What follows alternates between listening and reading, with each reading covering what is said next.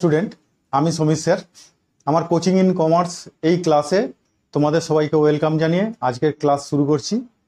আজকের ক্লাস থাকছে তোমাদের ফাইন্যান্সিয়াল ম্যানেজমেন্টের একটা চ্যাপ্টার, যেটা তোমরা মোটামুটি আগের ক্লাসে একটু দেখেছো হয়তো। তার উপর আমরা ক্লাস একটা করেছিলাম, একটা ক্লাস দিয়েছিলাম। এখানে ক্যাপিটাল এক্সপেন্ডিচার বলে যে চ্যাপ্টারটা আছে, ওই ক্যাপিটাল এক্সপেন্ডিচার ওই চ্যাপ্টারের ফার্স্ট ক্লাসে আমি সমস্ত ফর্মুলা বুঝিয়েছি। আজকে আমি এক একটা ফর্মুলা এক একটা অঙ্ক করে করে এগিয়ে যাব। হয়তো আমাদের একটা ক্লাসের মধ্যেই আমি সমস্ত ফর্মুলার অঙ্কগুলোকে লোড করতে পারবো না, বা একটা ক্লাসের মধ্যে কভার দিতে পারবো না। তাই আমি পার্টে পার্টে সমস্ত ফর্মুলাগুলোর উপর পরপর ক্লাস রাখবো। সেই ক্লাসগুলো পরপর আমরা এক একটা সেশন লোড করব, তোমরা পরপর সেগুলো দেখে নিও। আজকে যেটা করাবো তোমরা দেখবে, আমরা এই ক্যাপিটাল এক্সপেন্ডিচার ডিসিশনের আমরা সেখানে যে মেথডগুলো বলেছিলাম, সেখানে মেথডগুলোর মধ্যে 1 নম্বর মেথড বলেছিলাম পেব্যাক পিরিয়ড মেথড। এই পেব্যাক পিরিয়ড মেথড নিয়ে আজকে আলোচনা করব। দেখো, পেব্যাক পিরিয়ড কি? তুমি ধরো মেবি একটা যে কোনো ধরনের তুমি অ্যাসেটস কিনছো, যখন পারচেস করছো, ওই অ্যাসেটসের দেখবে একটা লাইফ টাইম থাকে। অ্যাসেটসের লাইফ টাইম 5 ইয়ার্স হতে পারে, 10 ইয়ার্স হতে পারে, 6 ইয়ার্স হতে পারে, যেরকম খুশি হতে পারে।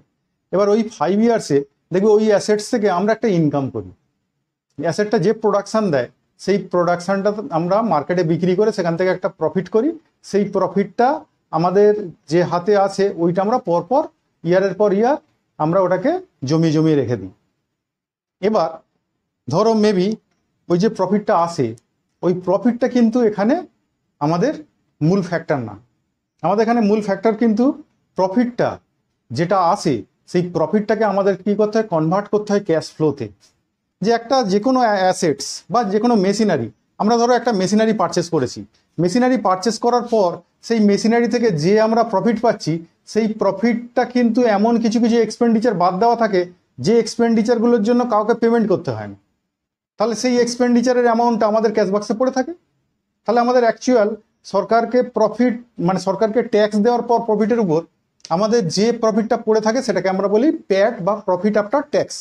ওই প্রফিট আফটার ট্যাক্স যেটা থাকে, সেই প্রফিট আফটার ট্যাক্সের সঙ্গে আমরা কি করি, যে সমস্ত নন ক্যাশ এক্সপেন্ডিচারগুলো প্রফিট অ্যান্ড লস অ্যাকাউন্টে বসানো হয়েছিল অথচ কাউকে পেমেন্ট দেওয়া হয়নি, সেই সমস্ত এক্সপেন্ডিচারগুলো ওই প্রফিটের সঙ্গে প্লাস করি। প্লাস করলে আমরা যেটা পাই সেটাকে বলি ক্যাশ ফ্লো।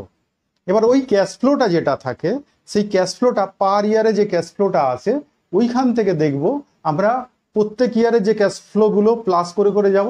প্লাস করে করে গিয়ে দেখব আমরা যে পয়সা ইনভেস্ট করেছিলাম ওই পয়সাটা উঠতে কতটা সময় লাগছে আমাদের।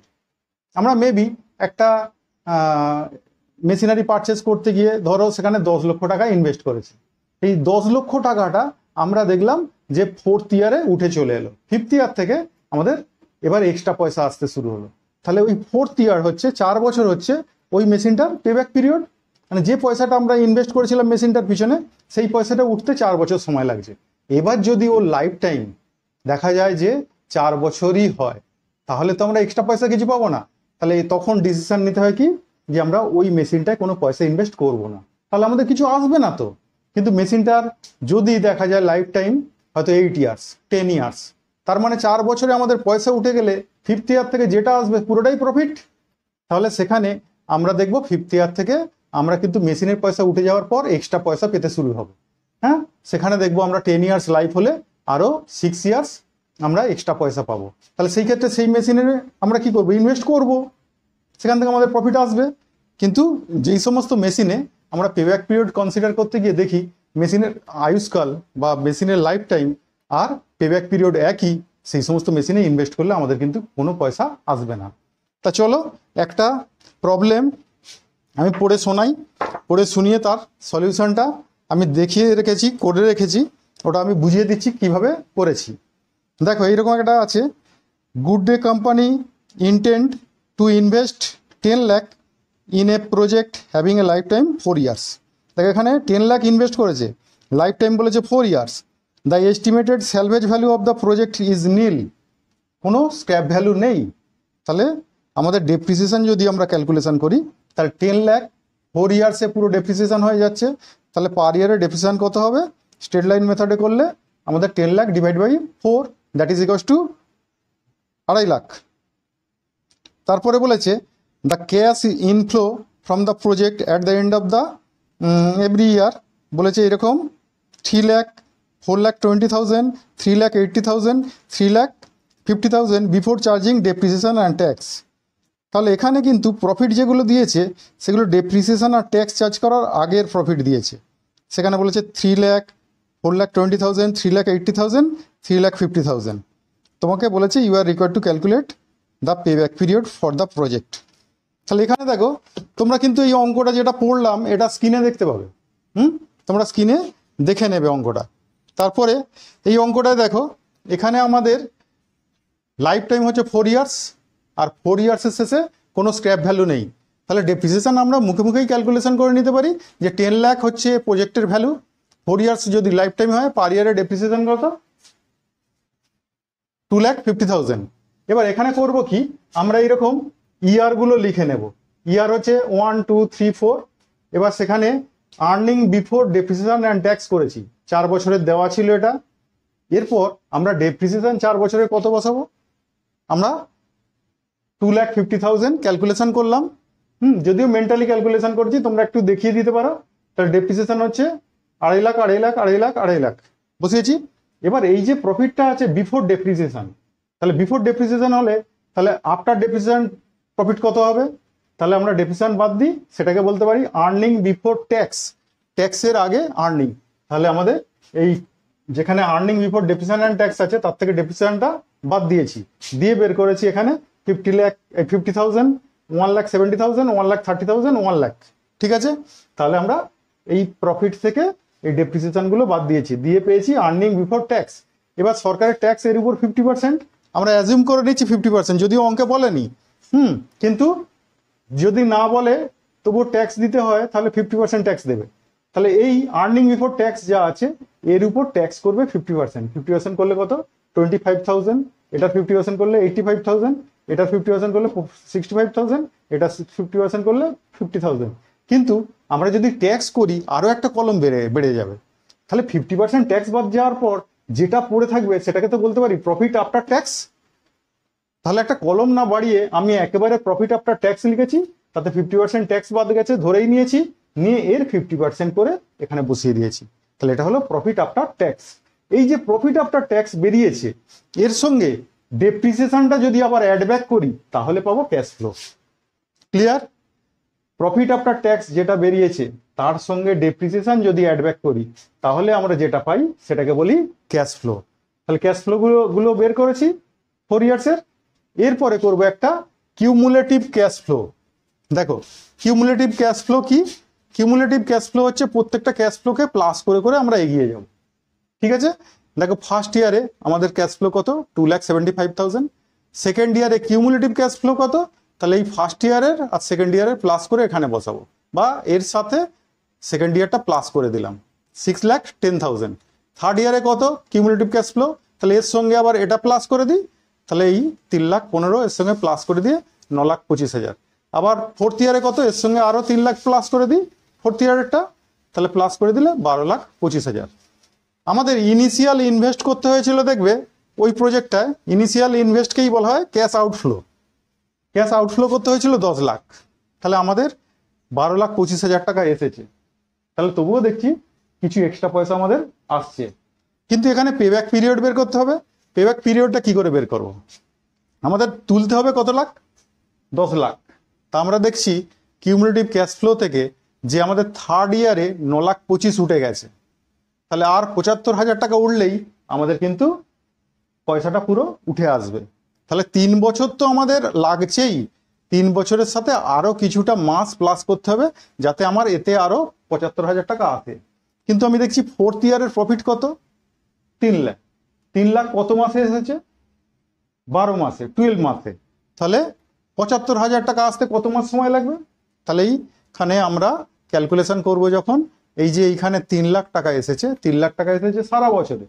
হ্যাঁ, তাহলে 12 মাসে যদি 3 লাখ আসে, 3 লাখ আসে যদি 12 মাসে, তাহলে 75,000 টাকা আসবে কত মাসে, তাহলে 12কে ডিভাইড করবো 3 লাখ দিয়ে আর ইন্টু করবো 75 দিয়ে, বললেই সেখানে বেরিয়ে আসবে পিরিয়ড। কিভাবে বের করবে চলো দেখাচ্ছি। তাহলে এখানে পেব্যাক পিরিয়ড বলবো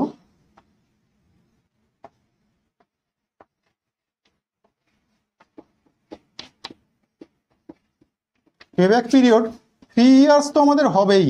দেখো 3 ইয়ার্সে 9,25,000 টাকা আমাদের উঠেছে, এখনো কিন্তু 75,000 টাকা উঠতে বাকি। তা আমাদের 75 চাই,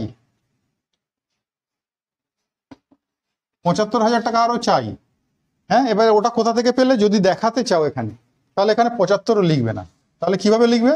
আমাদের মোট ক্যাশ আউটফ্লো ছিল 10 লাখ, তার মধ্যে 3 ইয়ার্সে আমাদের উঠে এসছে কত? 9,25,000। ঠিক আছে, তাহলে মাইনাস করলেই পেয়ে যাচ্ছি কত? 75,000 টাকা। না হলে হঠাৎ করে পরীক্ষক জিজ্ঞাসা করতে পারে যে এটা 75,000 টাকা কোথা থেকে এলো, তাহলে এখানে 75টা ওখান থেকে এলো। তাহলে আমাদের সারা বছরে প্রফিট হয়েছে কত? 3 লাখ ফোর্থ ইয়ারে। তাহলে ফোর্থ ইয়ারের কতটা পার্ট আমাদের চাই? তাহলে ইনটু এখানে করে দেব 12, করলে এটা কিসে এলো? মাস। ঠিক আছে, তাহলে 75,000 বাই যদি 3 লাখ করি, 75,000 বাই 3 লাখ, তার মানে হচ্ছে এটা কত বলো তো? 1/4। তাহলে 1/4 ইন্টু 12, দ্যাট মিনস 1/4 ইন্টু 12 করলে 3 মাস, 3 মান্থস। তাহলে এখানে আসছে 3 ইয়ার্স। আর যদি তোমরা ইয়ার্সেই রাখো তাহলে 12 মান্থস দিয়ে কিছু করবে না, তাহলে কি করবে বলো তো? এখানটা কেটে দেবে, দিয়ে এটা থাক, এটা প্লাস করে কত লিখবে? 1/4, আর 1/4 মানে 0.25। তাহলে দুটো ইয়ারে থাকবে, এটাও ইয়ারে থাকবে। তাহলে আনসার হচ্ছে 3.14 মিনস হচ্ছে 0.25 ইয়ার্স। বোঝা গেল? তাহলে ইয়ার্সে থাকলে এইভাবে থাকুক, আর মান্থসে করলে আমরা ওখানে 12 দিয়ে ইন্টু করতাম। ঠিক আছে, তাহলে আমাদের একটা প্রজেক্টে আমরা যখন পয়সা ইনভেস্ট করি, পয়সা ইনভেস্ট করার সময় আমাদের সেই পয়সাটা কত দিনে উঠবে সেইটা দেখাটাই হচ্ছে এই পেব্যাক পিরিয়ড বের করে দেখা। তাহলে পেব্যাক পিরিয়ডটা আমরা বের করে দেখব যে সেখানে আমাদের লাইফ টাইম ছিল 4 ইয়ার, আর সেখানে দেখলাম আমাদের পয়সাটা উঠবে 3.25 ইয়ার্সে। তাহলে আমাদের 3.25 ইয়ার্সে যদি ওঠে তাহলে আমরা মাত্র 0.75 ইয়ার্সের পয়সাটা এক্সট্রা পাবো। তাহলে কিন্তু এক্সট্রা পয়সার পরিমাণটা এখানে কম, 1 বছরেরও পয়সা এক্সট্রা পাচ্ছ না। কিন্তু আরও একটা প্রজেক্ট যদি অফার করে তোমাকে, সেই প্রজেক্টেরও পেব্যাক পিরিয়ড বের করে দেখলে সেখানে হয়তো লাইফ টাইম 5 বছর ছিল, সেখানে দেখলাম 3 ইয়ার্সে পয়সা উঠে আসছে, 2 বছরের পয়সা এক্সট্রা পাচ্ছ। তাহলে কোন প্রজেক্টে তুমি ইনভেস্ট করবে? সেই প্রজেক্টে। হ্যাঁ, সেখানে পেব্যাক পিরিয়ড যার কম হবে, যে প্রজেক্টের পেব্যাক পিরিয়ড কম হবে সেই প্রজেক্টটাকে তোমরা অ্যাকসেপ্ট করবে। ঠিক আছে, যদি পেব্যাক পিরিয়ডের দিক দিয়ে ভাবা হয়, তাহলে পেব্যাক পিরিয়ডের দিক দিয়ে ভাবলে যে প্রজেক্টের, আমার হাতে যদি 5টা 6টা প্রজেক্টের অফার থাকে, তাহলে যে প্রজেক্টটা পেব্যাক পিরিয়ড সব থেকে কম, হয়তো ইনভেস্ট দেখলাম প্রায় সিমিলার, হ্যাঁ, লাইফ টাইমও প্রায় সিমিলার, তা সেখানে ক্যাশ ফ্লোটা ডিফারেন্ট প্রজেক্টের ডিফারেন্ট। তা সেখান থেকে আমাদের পেব্যাক পিরিয়ড যে এসেছে তার মধ্যে যে প্রজেক্টটার পেব্যাক পিরিয়ড সব থেকে কম হবে সেই প্রজেক্টটাকে আমরা অ্যাকসেপ্ট করব, বাকি প্রজেক্টগুলো রিজেক্ট করব। এই ডিসিশনটা এই ফর্মুলার সাহায্যে এইভাবে নেওয়া হয়। ঠিক আছে, তাহলে পেব্যাক পিরিয়ড মেথডটা মোটামুটি বুঝিয়ে দিলাম। তাহলে এই অঙ্কগুলো, এই প্রবলেমগুলোকে এইভাবে সলিউশন করবে। ঠিক আছে, আজকের ক্লাস এইটুকুই। ক্লাস কেমন লাগলো অবশ্যই কমেন্ট করে জানিও, আর যারা সাবস্ক্রাইব করোনি এখনো, চ্যানেলটা সাবস্ক্রাইব করে নিও, যাতে আমার পরবর্তী ক্লাসগুলো তোমাদের সামনে সবার আগে পৌঁছে যায়। ঠিক আছে, দেখা হবে পরের ক্লাসে। আজকের মতো টাটা।